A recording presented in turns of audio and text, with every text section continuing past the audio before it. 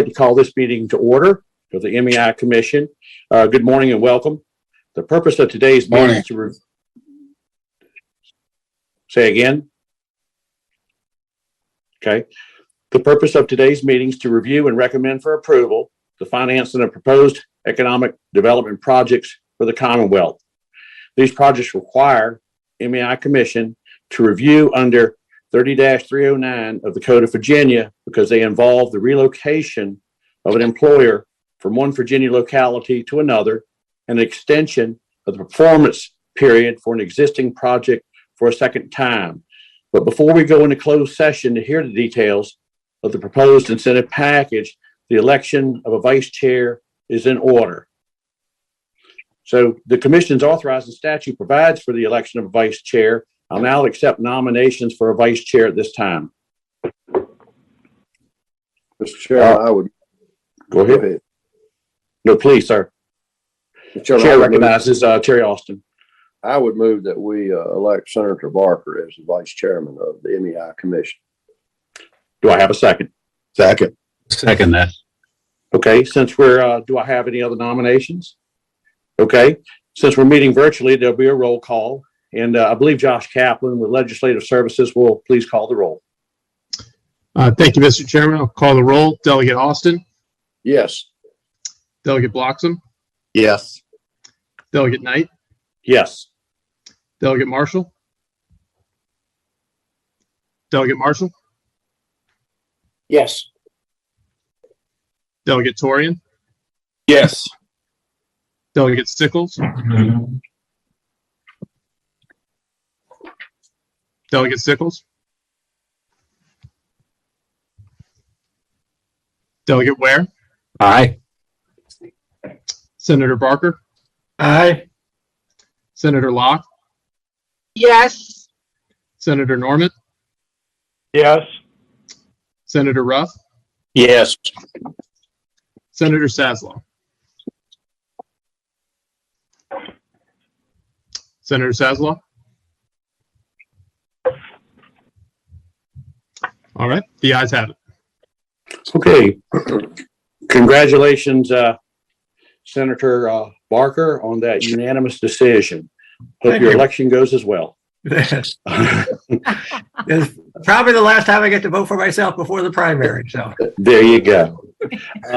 I'll now call for a motion for the closed meeting. The commission to consider the proposed incentive package and the potential for new jobs and capital investment associated with the unannounced project. It'll be necessary to meet in closed session. And Delegate Austin, I believe you have a motion. Mr. Chairman, I move that the MEI Project Approval Commission convene a closed session to discuss a previously unannounced headquarters relocation and expansion project in Planning District 23. The closed session is authorized pursuant to subdivision A5 of 2.2-3711 and subdivision A39 of 2.2-3711. Pursuant to section 2.2-3712F of the Code of Virginia, the Commission also requires that council and staff attend because it is believed that their presence will reasonably aid the Commission in its consideration of the topic that is subject to the closed meeting. Thank you, Delegate Austin. Do I have a second? Second. Okay. Second recorded. Josh Kaplan, please call the roll. Thank you, Mr. Chairman. Delegate Austin. Yes. Delegate Bloxham. Yes. Delegate Knight. Yes. Delegate Marshall. Yes. Delegate Torian. Yes. Delegate Sickles. Delegate Ware. Aye. Senator Barker. yes. Senator Locke. Yes. Senator Norman. Aye. Senator Ruff. Aye. Senator Sasslaw. Secretary Cummings. Yes. Secretary Merrick. Yes. The ayes have it. Okay. Thank you. And we'll go into closed session and we'll Kim or someone notify us when we're, not live so we can go in.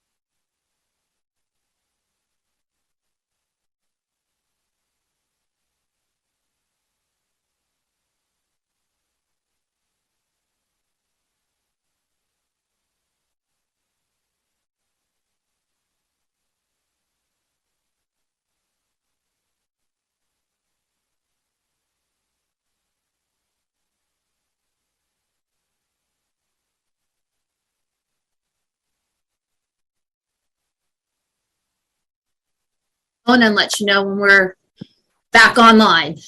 Thank you.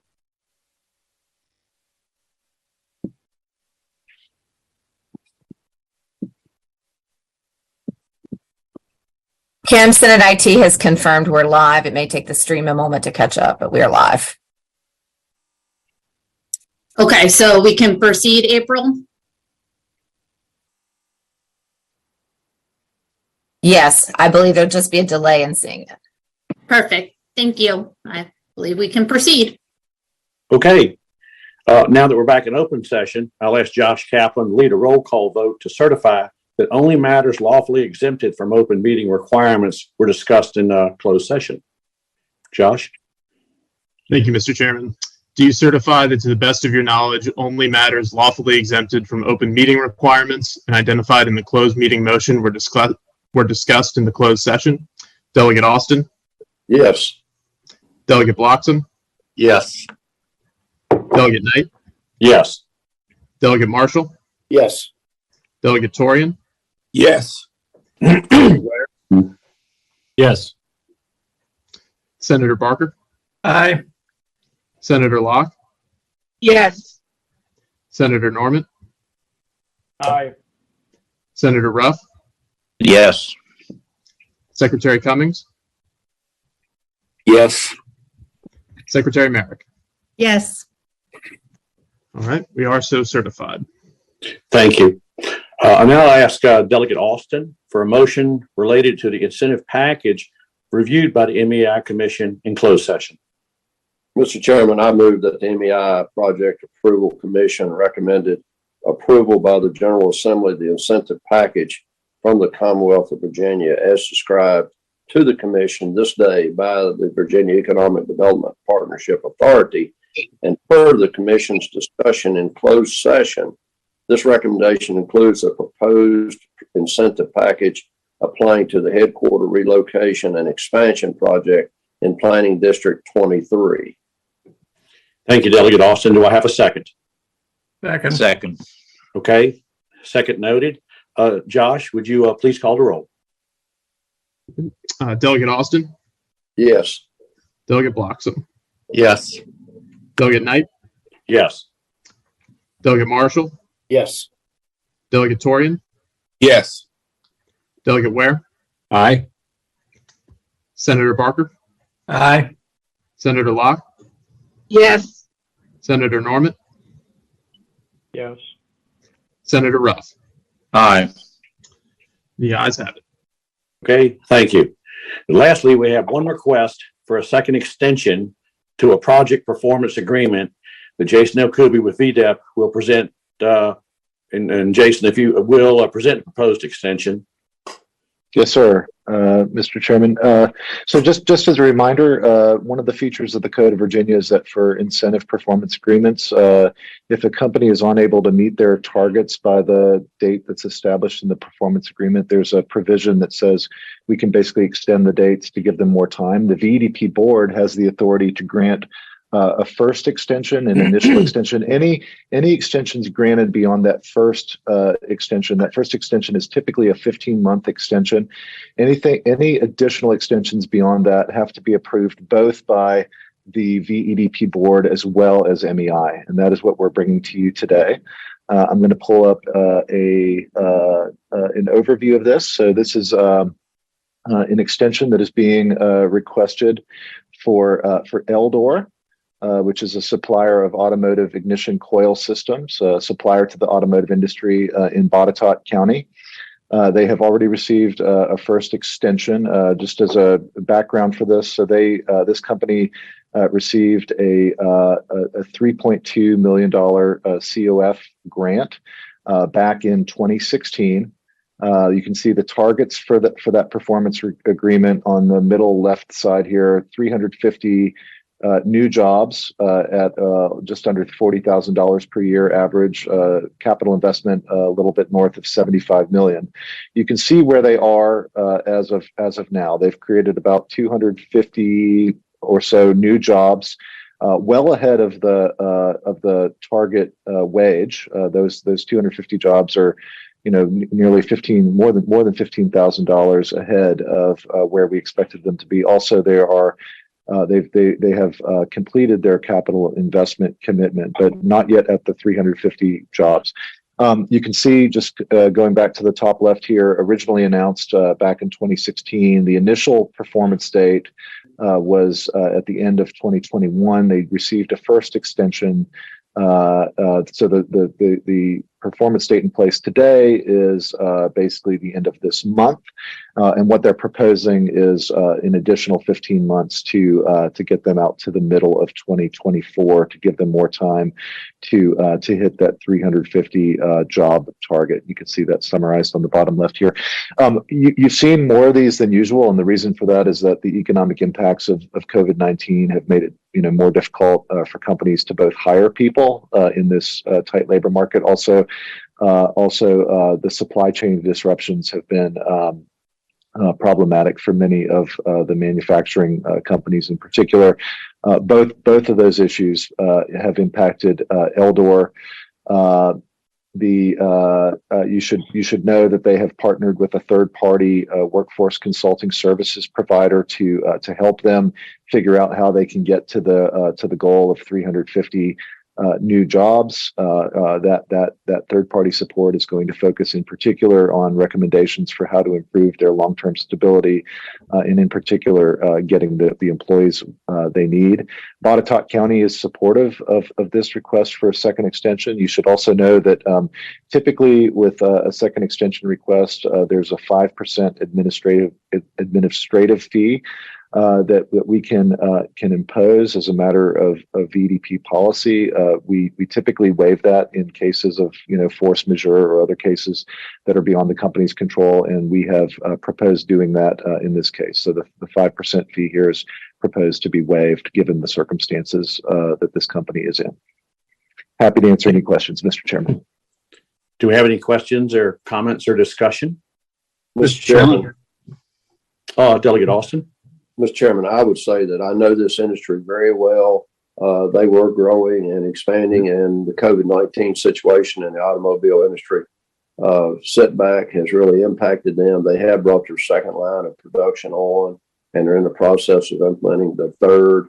They are a really well-invested industry in our county here, and I'm highly in favor of supporting them. So, Mr. Chairman, thank you. Thank you. Other questions or comments? Mr. Chairman? Yes, sir. Delegate Ware. Thank you.